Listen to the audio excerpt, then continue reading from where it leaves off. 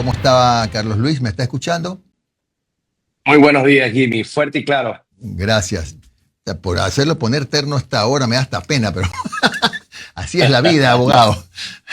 Bueno, estamos Gustavo Espinosa y Jimmy Jairala con usted. ¿Qué opina usted que desde el punto de vista de la materia penal, de los cambios, planteamientos perfectibles, sí, pero que está en este momento conociendo ya la Asamblea Nacional a propósito del proyecto de ley urgente del presidente de la República? Bueno, muchas gracias por la oportunidad de expresarme sobre este importante proyecto que ha presentado el presidente de la República. Yo quiero empezar por la parte, si bien aterrizamos en lo penal, no quiero dejar de resaltar que políticamente hay un análisis trascendente en esto, ¿no? Que tras haber declinado de continuar con el proyecto de la Asamblea Constituyente, por haberse conformado una mayoría en la Asamblea Nacional que le permitirá al gobierno gobernar sin el drástico, prolongado y desgastante proceso de cambio de la Constitución. Este proyecto de ley es la primera medida de cómo responderá la Asamblea Nacional. Eso es importantísimo porque los vamos a ver si se sintonizan con la sociedad. Pero también es la primera oportunidad para que la ciudadanía pueda conocer con quién está sintonizada la Asamblea y la oposición dentro de la Asamblea. Si lo están con los más altos intereses nacionales o si se cierran absolutamente a todo lo que venga del oficialismo. Ya veremos qué nos trae esta nueva edición de la Asamblea Nacional. El proyecto de reforma presentado por el presidente de la República parte de una premisa o de una noción básica, ¿no? Que es el reconocimiento del conflicto armado interno. Y este reconocimiento del conflicto armado interno es fundamental, que debe hacerse además en el futuro a través de un decreto ejecutivo motivado. Dicho eso, los cambios propuestos al Código Orgánico Integral Penal y en primer lugar, pues consisten en la incorporación de nuevos tipos penales, nuevas penas también.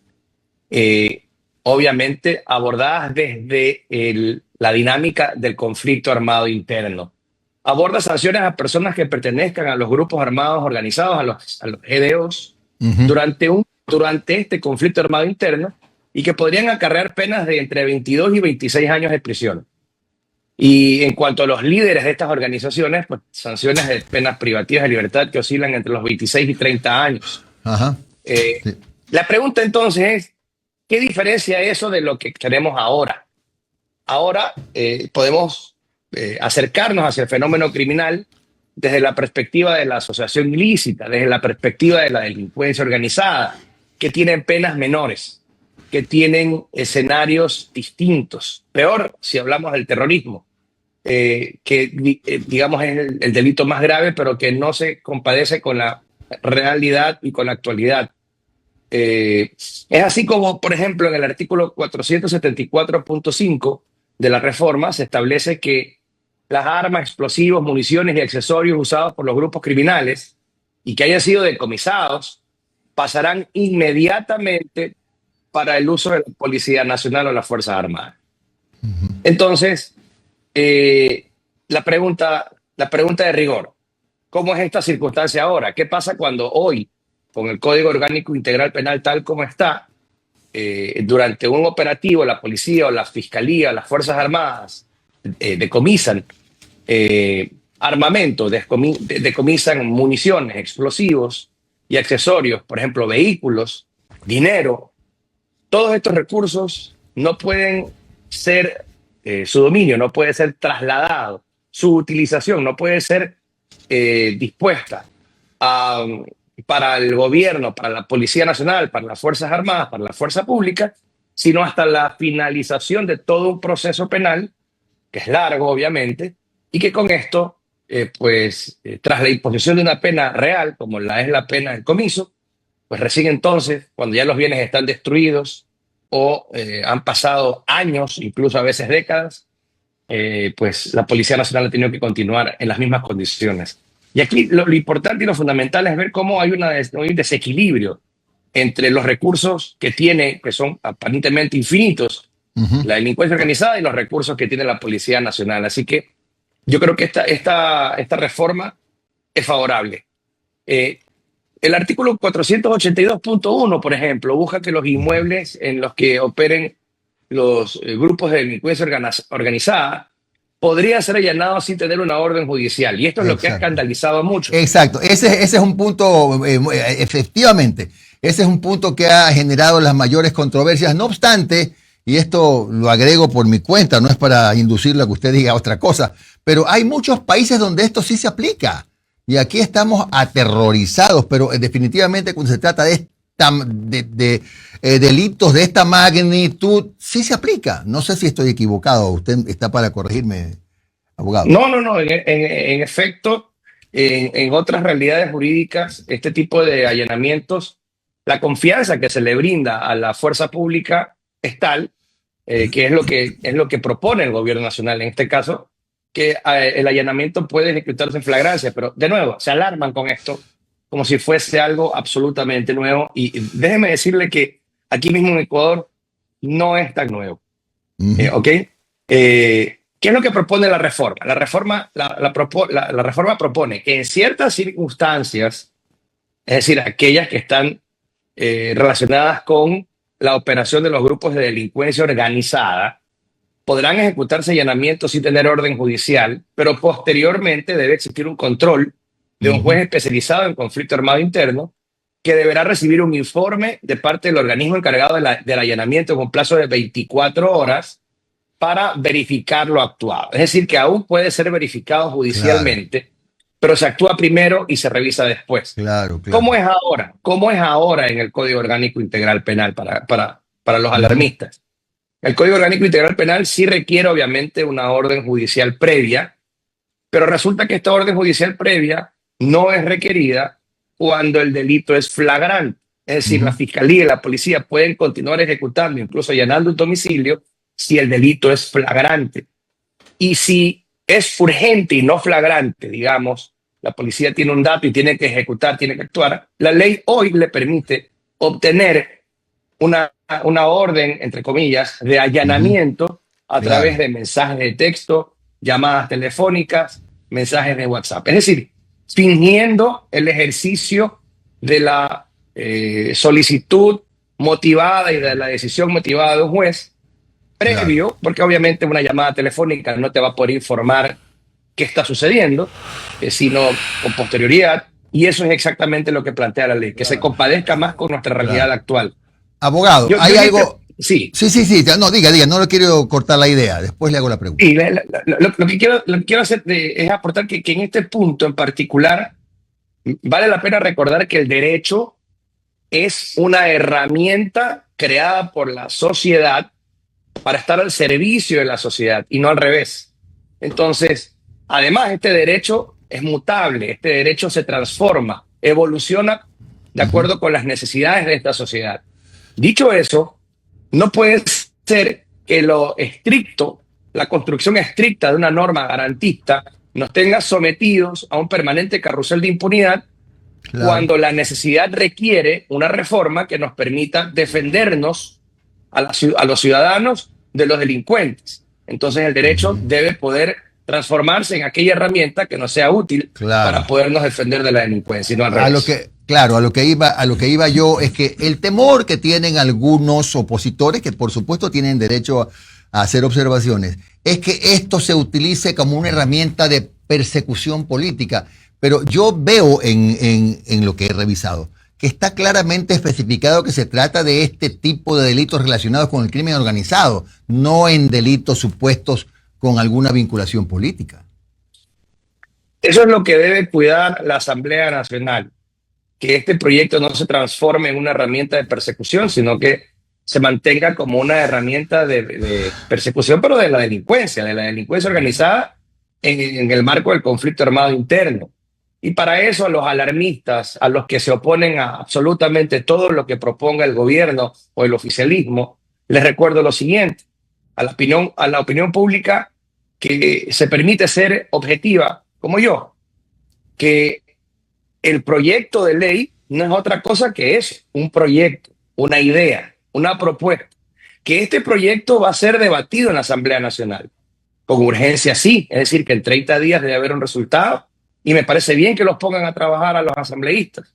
Y en esa asamblea donde se va a discutir este proyecto, también están representadas la oposición.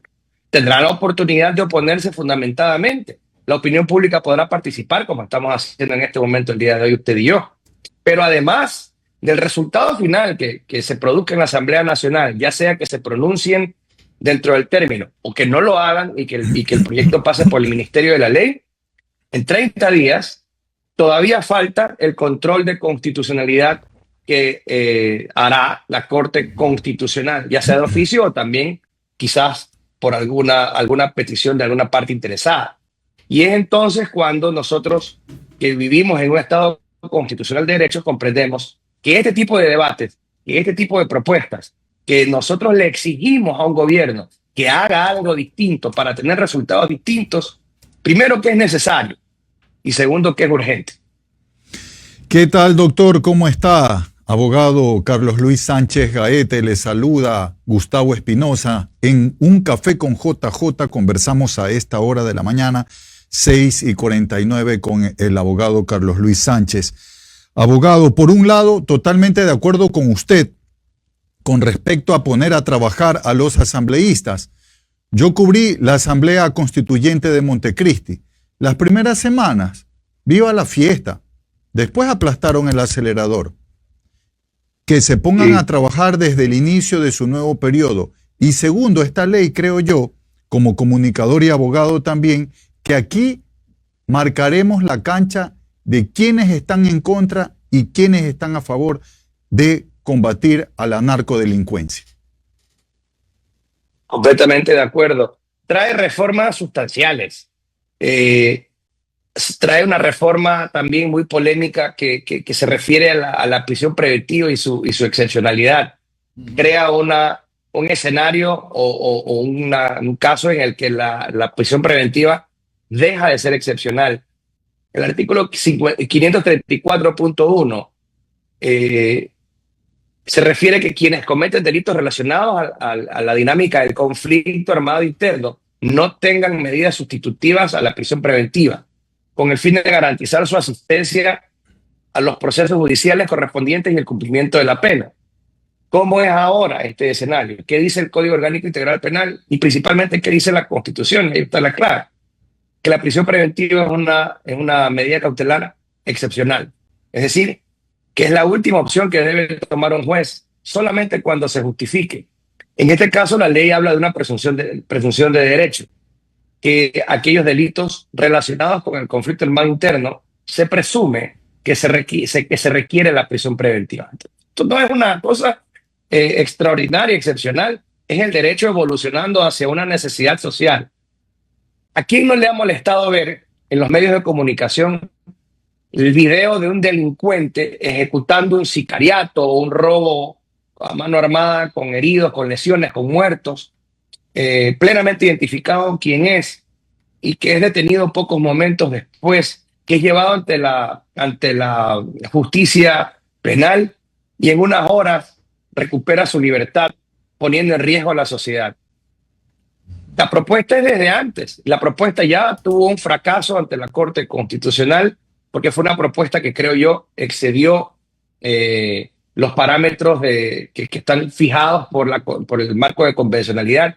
Recordemos que el Ecuador forma parte de algunos tratados y convenios internacionales que imponen el respeto a las garantías básicas del debido proceso y la seguridad jurídica, entre ellas la presunción de inocencia. Y sobre esta dinámica es que la Asamblea Nacional tiene que discutir, debatir y ver la forma de crear una excepción o una casuística que se compadezca con la política criminal, que se compadezca con la estadística de los delitos que ocurren en el país.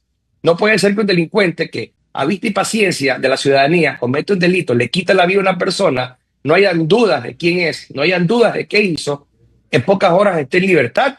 Claro. La presunción de inocencia en ese tipo de delitos y en ese tipo de circunstancias se vuelve de alguna forma relativa. Por eso las herramientas actuales del proceso penal lo más que permiten es resumir los tiempos de la instrucción fiscal de 90 a 30. Gran cosa. En esos 30 días ese delincuente se va del país ese delincuente mata a más personas. Ese delincuente busca la impunidad, amenaza a los jueces, amenaza a los fiscales y queda en la impunidad. Eso Doctor, tiene que cambiar. es consabido que nuestros oficiales de policía, a la par de tener la capacitación policial, también van preparándose en carreras como la abogacía, pero siempre hay la dificultad de demostrar mediante parte, mediante pruebas, en una audiencia de flagrancia, por ejemplo, y por eso medidas cautelares. Les dan medidas cautelares porque no se logró probar que esta pistola en manos de quién estuvo. Ayer la policía capturó 2 asaltantes en Durán. A uno le encuentran un arma, pero no en su mano, sino botada cerca. Y el arma que portaba el otro, ¿a dónde la aventó? Ese tipo de factores, mejorar capacitando a la fuerza policial para el tema del parte y a los jueces también, por Dios. Sin duda que la reforma propuesta por el gobierno no es la solución a toda la problemática. Hay muchas dificultades para la administración de justicia. Sí, una de ellas, sin duda, es, yo creo que primero que la calidad, que es lo que usted se refiere, la cantidad, es decir, el elemento policial está cada vez más reducido. Hay muchas bajas voluntarias, también hay bajas producto de los enfrentamientos. Lamentablemente se han perdido muchas vidas de la fuerza policial. Entonces debe haber en el futuro no tan lejano un proceso de reclutamiento masivo de policías, de jóvenes que estén del lado correcto de la historia, que quieran trabajar por el país. Ya algo se vio hace unas pocas semanas. Eso debe continuar. Y esta gente joven, esta gente nueva que quiere incorporarse, debe prepararse bien. Debe además estar bien preparada en legislación elemental, penal y constitucional. Debe tener acceso a los recursos tecnológicos necesarios, fundamentales, acceso a una computadora con internet permanentemente, la asistencia de un departamento jurídico que no solamente los guíe y los oriente durante la elaboración y la presentación de un parte ante la fiscalía, sino también a lo largo de los procesos cuando sean acusados de cometer delitos. Y es por eso que este proyecto de ley también propone un cambio relacionado al cumplimiento del deber de la policía y las Fuerzas Armadas, en las que se impone que frente a un cuestionamiento de la justicia penal ordinaria no se aplique la prisión preventiva, el arresto domiciliario ni la colocación de un dispositivo electrónico a los uniformados, quienes deberán seguir colaborando y trabajando, siendo su superior el encargado de verificar e informar que éste siga dentro del país. Esta reforma también ha causado polémica porque se habla de impunidad, pero la verdad es que los policías, además de tener que combatir a la delincuencia en desigualdad de condiciones económicas y de recursos, resulta que también se enfrentan a una dinámica judicial dentro de la que encima de todo esto terminan enfrentando ellos sí el poder de la justicia, incluso llegando a ser sentenciados por el ejercicio de su deber. Hay que tener mucho cuidado. De eso con eso estoy completamente de acuerdo, pero eso no quiere decir que no le brindemos un marco a nuestra policía, un marco a nuestras Fuerzas Armadas, dentro del que puedan actuar con la contundencia que requiere la sociedad. Gracias, Bien, doctor. muchas gracias al abogado Carlos Luis Sánchez, penalista, que nos ha dado pues una descripción muy interesante respecto del proyecto de ley desde el aspecto básicamente penal. Un buen día, Carlos Luis, siempre un gusto, ¿eh? Buen día, gracias por el espacio y un abrazo a todos.